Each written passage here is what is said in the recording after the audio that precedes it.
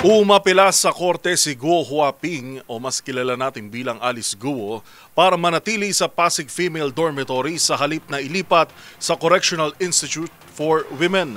Ayon sa Bureau of Jail Management and Penology o BJMP, nasa ligtas na kondisyon naman ang dismissed Bamban Tarlac Mayor.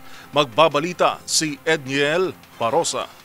Nag-file ng motion to remain ng kampo ni Guo Huaping alias Alice Guo para manatili sa Pasig Female Dormitory.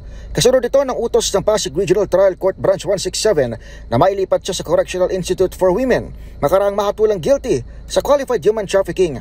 Batay sa kopya ng order na ibinahagi ng Presidential Anti-Organized Crime Commission, nakatakdang dinggin ang hirit ni Guo sa Nobyembre 26 sa hiwalay na pensahe sa DZRH News. Kinumpirma ni BJMP spokesperson Jail Superintendent Jerex Bustinera na walang dumating na transfer order sa kanila mula kahapon, pero binanggit ni Bustinera na nasa maayos namang kondisyon si Guo at sadyang utos lang din ng korte ang hindi siya iharap ng pisikal sa kanyang promulgation kahapon.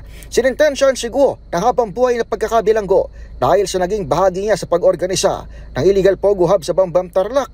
Nitong Hunyo, hinatulan na rin ng hiwalay na korte sa Maynila si Guo para mapatalsik sa Office of the Mayor sa bisa ng isang quo warranto petition. Dahilan ng hukuman ay isang tao, sina Alice Liel Guo at Guo Huaping na isang Chinese national. Para sa MBC TV Network News, ito si Edniel Parosa na DZRH. Una sa Pilipinas, una sa Pilipino.